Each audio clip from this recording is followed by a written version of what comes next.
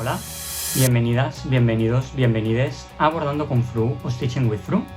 Yo soy Cristian y hoy tenemos la última vuelta de tuerca. Llegamos al desenlace del clavo con los capítulos del 14 al 18.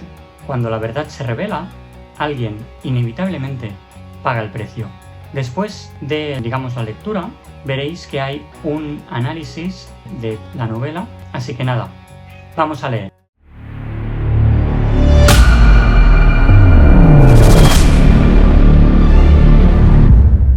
Capítulo 14. Tribunal. Allí aguardaba ya el sepulturero. La sala de la audiencia estaba profusamente iluminada. Sobre la mesa veíase una caja de madera pintada de negro que contenía la calavera de don Alfonso Gutiérrez del Romeral. El juez ocupó su sillón, el promotor se sentó a su derecha y el comandante de la guardia, por respetos superiores a las prácticas forenses, fue invitado a presenciar también la indagatoria, visto el interés que, como a todos, le inspiraba aquel ruidoso proceso. El escribano y yo nos sentamos juntos a la izquierda del juez y el alcalde y los alguaciles se agruparon a la puerta, no sin que se columbrasen detrás de ellos algunos curiosos a quienes su alta categoría pecuniaria había franqueado para tal solemnidad la entrada en el temido establecimiento, y que habrían de contentarse con ver a la acusada, por no consentir otra cosa, el secreto del sumario. Constituida en esta forma la audiencia, el juez tocó la campanilla y dijo al alcaide: «Que entre doña Gabriela Zahara». Yo me sentía morir, y en vez de mirar a la puerta, miraba a Zarco, para leer en su rostro la solución del pavoroso problema que me agitaba. Pronto vi a mi amigo ponerse lívido, llevarse la mano a la garganta como para ahogar un rugido de dolor y volverse hacia mí en demanda de socorro. «Calla», le dije, llevándome el índice a los labios. Y luego añadí, con la mayor naturalidad, como respondiendo a alguna observación suya: «Lo sabía». El desventurado quiso levantarse. «Señor juez», le dije entonces con tal voz y con tal cara, que comprendió toda la enormidad de sus deberes y de los peligros que corría. Contrájose, pues, horriblemente, como quien trata de soportar un peso extraordinario, y dominándose al fin por medio de aquel esfuerzo, su cara ostentó la inmovilidad de una piedra. A no ser por la calentura de sus ojos, hubiérase dicho que aquel hombre estaba muerto. Y muerto estaba el hombre. Ya no vivía en él más que el magistrado. Cuando me hube convencido de ello, miré como todos a la acusada. Figuraos ahora mi sorpresa y mi espanto, casi iguales a los del infortunado juez. Gabriela Zahara no era solamente la blanca de mi amigo, su querida de Sevilla, la mujer con quien acababa de reconciliarse en la Fonda del León, sino también mi desconocida de Málaga, mi amiga de Granada, la hermosísima americana Mercedes de Meridianueva. Todas aquellas fantásticas mujeres se resumían en una sola, en una indudable, en una real y positiva, en una sobre quien pesaba la acusación de haber matado a su marido, en una que estaba condenada a muerte en rebeldía. Ahora bien, esta acusada, esta sentenciada, ¿sería inocente? ¿Lograría sincerarse? ¿Se vería absuelta? Tal era mi única y suprema esperanza. Tal debía ser también la de mi pobre amigo. Capítulo 15. El juicio. El juez es una ley que habla, y la ley un juez mudo. La ley debe ser como la muerte, que no perdona a nadie. Montesquieu. Gabriela, llamémosla al fin por su verdadero nombre, estaba sumamente pálida, pero también muy tranquila. ¿Aquella calma era señal de su inocencia o comprobaba la insensibilidad propia de los grandes criminales? ¿Confiaba la viuda de don Alfonso en la fuerza de su derecho o en la debilidad de su juez? Pronto salí de dudas.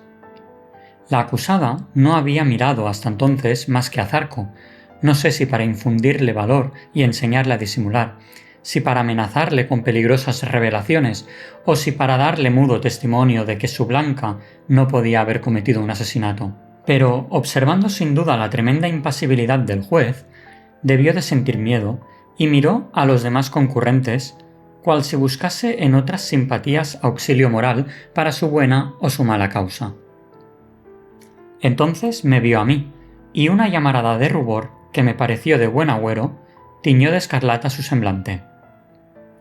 Pero muy luego se repuso, y tornó a su palidez y tranquilidad. Zarco salió al fin del estupor en que estaba sumido, y con voz dura y áspera como la vara de la justicia, preguntó a su antigua amada y prometida esposa: «¿Cómo se llama usted?» «Gabriela Zarco del Valle de Gutiérrez del Romeral», contestó la acusada, con dulce y reposado acento. Zarco tembló ligeramente. Acababa de oír que su Blanca no había existido nunca, y esto se lo decía ella misma. Ella, con quien 3 horas antes había concertado de nuevo el antiguo proyecto de matrimonio. Por fortuna, nadie miraba al juez, sino que todos tenían fija la vista en Gabriela, cuya singular hermosura y suave y apacible voz considerábanse como indicios de inculpabilidad. Hasta el sencillo traje negro que llevaba parecía declarar en su defensa. Repuesto Zarco de su turbación, dijo con formidable acento y como quien juega de una vez todas sus esperanzas: «Sepulturero, venga usted y haga su oficio abriendo ese ataúd». Y le señalaba la caja negra en que estaba encerrado el cráneo de don Alfonso. «Usted, señora», continuó, mirando a la acusada con ojos de fuego, «acérquese y diga si reconoce esa cabeza». El sepulturero destapó la caja y se la presentó abierta a la enlutada viuda. Esta, que había dado 2 pasos adelante, fijó los ojos en el interior del llamado ataúd y lo primero que vio fue la cabeza del clavo, destacándose sobre el marfil de la calavera. Un grito desgarrador, agudo, mortal, como los que arranca un miedo repentino o como los que preceden a la locura, salió de las entrañas de Gabriela, la cual retrocedió espantada, mesándose los cabellos y tartamudeando a media voz: «¡Alfonso! ¡Alfonso!». Y luego se quedó como estúpido. «Ella es», murmuramos todos, volviéndose hacia Joaquín. «¿Reconoce usted, pues, el clavo que dio muerte a su marido?», añadió el juez, levantándose con terrible ademán, como si él mismo saliese de la sepultura. «Sí, señor», respondió Gabriela maquinalmente, con entonación y gestos propios de la imbecilidad. «Es decir, ¿que declara usted haberlo asesinado?», preguntó el juez con tal angustia que la acusada volvió en sí, estremeciéndose violentamente. «Señor», respondió entonces, «no quiero vivir más, pero antes de morir quiero ser oída». Zarco se dejó caer en el sillón como anonadado y miróme cual si me preguntara: «¿Qué va a decir?». Yo estaba también lleno de terror. Gabriela arrojó un profundo suspiro y continuó hablando de este modo: «Voy a confesar, y en mi propia confesión consistirá mi defensa, bien que no sea bastante a librarme del patíbulo. Escuchad todos. ¿A qué negar lo evidente? Yo estaba sola con mi marido cuando murió. Los criados y el médico lo habrán declarado así. Por tanto, solo yo pude darle muerte del modo que ha venido a revelar su cabeza, saliendo para ello de la sepultura. Me declaro, pues, autora de tan horrendo crimen. Pero sabed que un hombre me obligó a cometerlo». Zarco tembló al escuchar estas palabras. Dominó, sin embargo, su miedo, como había dominado su compasión, y exclamó valerosamente: «Su nombre, señora. Dígame pronto el nombre de ese desgraciado». Gabriela miró al juez con fanática adoración, como una madre a su atribulado hijo, y añadió con melancólico acento: «Podría, con una sola palabra, arrastrarlo al abismo en que me ha hecho caer.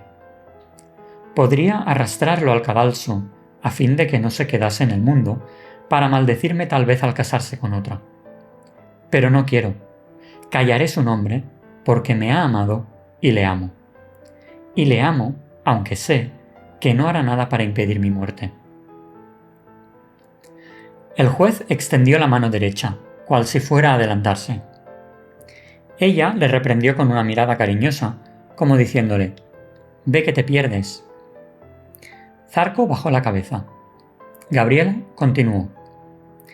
Casada a la fuerza con un hombre a quien aborrecía, con un hombre que se me hizo aún más aborrecible después de ser mi esposo, por su mal corazón y por su vergonzoso estado, pasé 3 años de martirio, sin amor, sin felicidad, pero resignada.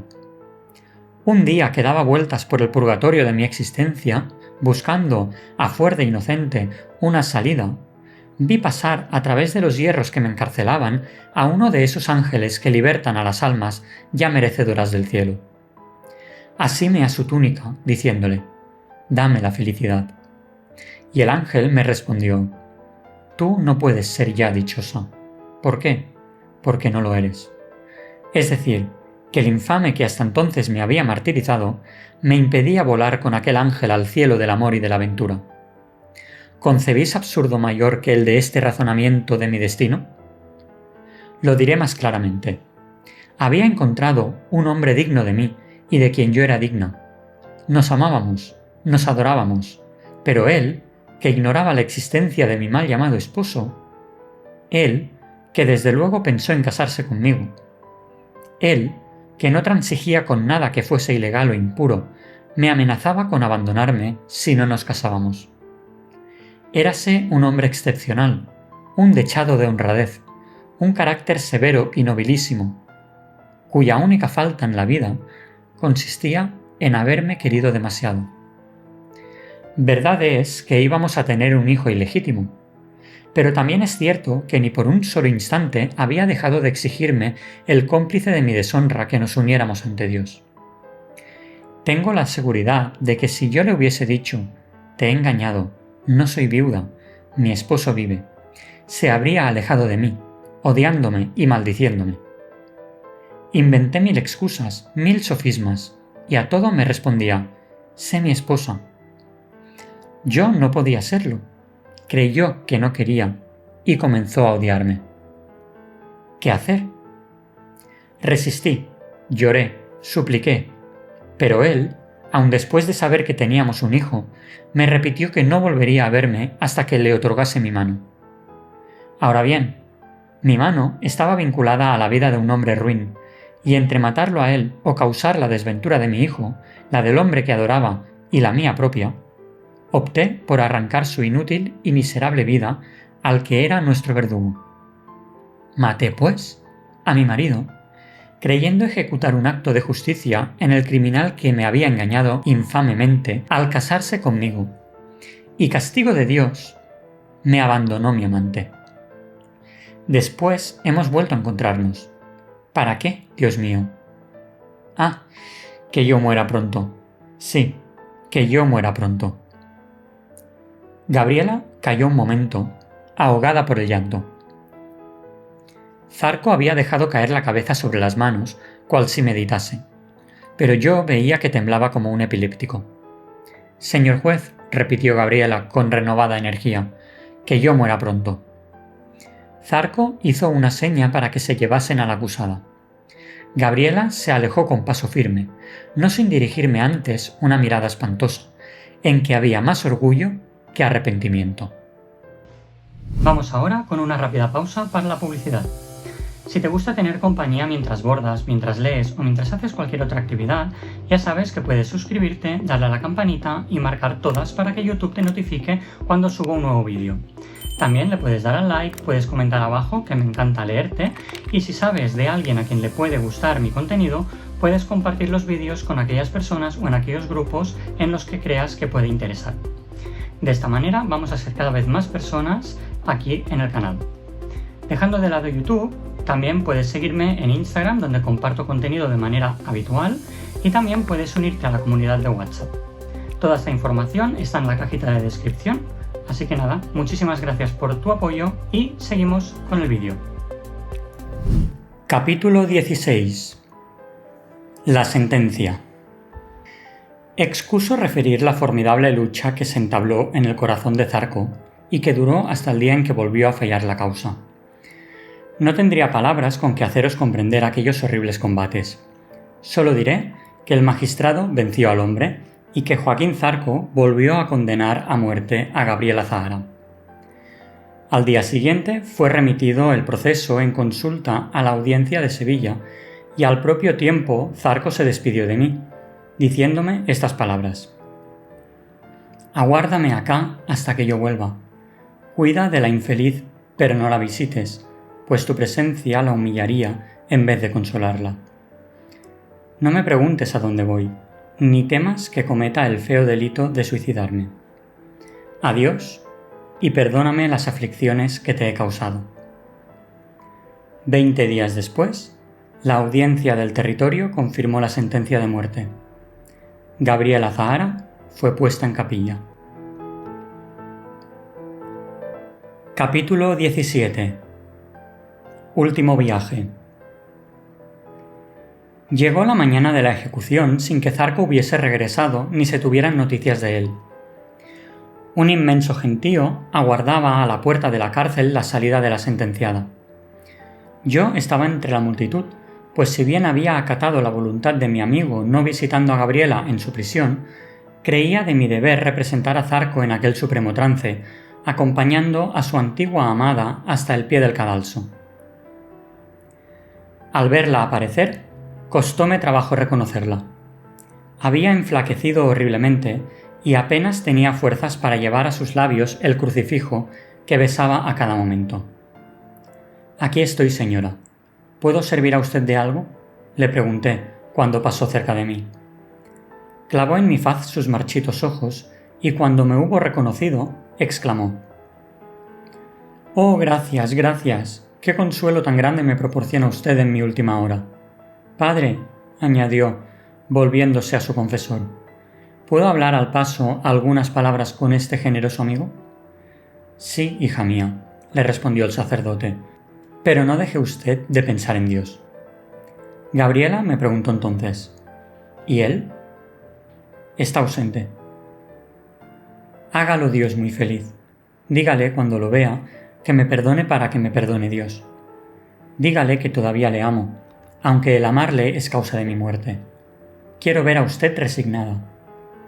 «Lo estoy. Cuánto deseo llegar a la presencia de mi eterno Padre. Cuántos siglos pienso pasar llorando a sus pies hasta conseguir que me reconozca como hija suya y me perdone mis muchos pecados». Llegamos al pie de la escalera fatal. Allí fue preciso separarnos. Una lágrima, tal vez la última que aún quedaba en aquel corazón, humedeció los ojos de Gabriela, mientras que sus labios balbucieron esta frase: «Dígale usted que muero bendiciéndole». En aquel momento sintióse viva algazara entre el gentío, hasta que al cabo percibiéronse claramente las voces de «Perdón, perdón», y por la ancha calle que abría la muchedumbre vióse avanzar a un hombre a caballo con un papel en una mano y un pañuelo blanco en la otra. Era Zarco. «Perdón, perdón», venía gritando también él. Echó al fin pie a tierra y, acompañado del jefe del cuadro, adelantóse hacia el patíbulo. Gabriela, que ya había subido algunas gradas, se detuvo, miró intensamente a su amante y murmuró: «Bendito seas». Enseguida perdió el conocimiento. Leído el perdón y legalizado el acto, el sacerdote y Joaquín corrieron a desatar las manos de la indultada. Pero toda piedad era ya inútil. Gabriela Zahara estaba muerta. Capítulo 18. Moraleja. Zarco es hoy uno de los mejores magistrados de La Habana. Se ha casado y puede considerarse feliz, porque la tristeza no es desventura cuando no se ha hecho a sabiendas daño a nadie. El hijo que acaba de darle su amantísima esposa disipará la vaga nube de melancolía que oscurece a ratos la frente de mi amigo. Cádiz, 1853. Bien, pues ya cerramos el clavo y con el final fresco, como os he comentado, voy a hacer un pequeño análisis de la novela. Ten en cuenta que se harán spoilers, ya que se va a hablar de diferentes partes de la obra. Con lo cual, tenlo en cuenta si no has visto todos los episodios de esta novela. El clavo es un misterio de indicios. Lo que hace Alarcón en la novela es darnos huellas, versiones que no encajan, recuerdos que tienen lagunas, silencios, y principalmente nos da un objeto muy pequeño que se convierte en el eje de la historia: el clavo. El suspense se construye sobre cómo vemos lo que ya está ahí. En cada capítulo se afina esta mirada y como lectores vamos cambiando de opinión con el narrador. En la obra, el objeto principal empieza siendo una pieza objetiva, física, un clavo sin más. Pero a medida que se avanza en la historia, ese objeto se psicologiza, es decir, deja de ser una sola prueba para convertirse en una obsesión. El clavo clava al juez en un punto: la posibilidad de que la mujer que ama esté implicada. Es un símbolo que expresa un gran contraste. Cuanto más pequeño y banal, más desproporcionados son los efectos morales que provoca. Lo que hace Alarcón aquí es convertir un indicio en metáfora del pensamiento fijo. Esa espinita que no te deja vivir hasta que la arrancas, aunque al hacerlo, sangres. La obra no se centra únicamente en la resolución del caso, sino en cómo se resuelve el juez por dentro. Si decide con la ley, traiciona su sentimiento. Si decide con el corazón, traiciona su oficio y la idea de justicia. Lo interesante de esta novela es que no ofrece una salida limpia. Si te fijas, el final no es triunfo, sino coste. La verdad se acaba imponiendo, pero nadie sale indemne. En la novela hay un aspecto que me parece bastante interesante, y es que el juez nos está guiando, está seleccionando, está recordando, pero yo no creo que nos esté engañando en todo este proceso, sino que lo que está haciendo es engañarse a sí mismo. Es decir, lo que hace el juez es filtrar lo que le conviene a su equilibrio interno. Fijaros que el expediente se lee 2 veces, como sumario y como confesión, y este punto es clave para el desenlace. Hay una dimensión de autorretrato moral aquí en esta parte de la novela, que sería qué hace el hombre con la verdad cuando esta verdad le rompe la vida. Finalmente, lo que nos encontramos en los capítulos finales de esta novela es que la verdad queda al descubierto y las responsabilidades se reparten. El juez, evidentemente, no puede desoír la ley, pero tampoco puede desamar. Lo que deja herida es la imposibilidad de conciliar estas 2 vertientes, ¿no? Estas 2 fidelidades legítimas. En mi opinión, El clavo, de Pedro Antonio de Alarcón, es una novela perfecta para leer hoy en día porque su pregunta no caduca. Digamos que la pregunta de esta novela, desde mi punto de vista, sería: ¿qué pesa más cuando los principios chocan entre ellos? Desde mi punto de vista, la novela del clavo funciona, pero no funciona por el clavo como tal, sino por lo que clava esta novela en el lector. Esa inquietud de elegir entre verdades que se excluyen. Y así terminamos con El clavo, de Pedro Antonio de Alarcón.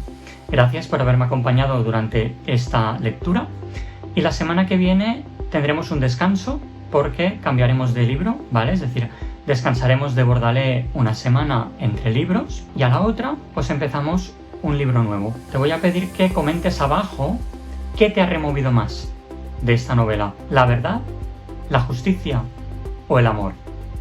Gracias y hasta pronto.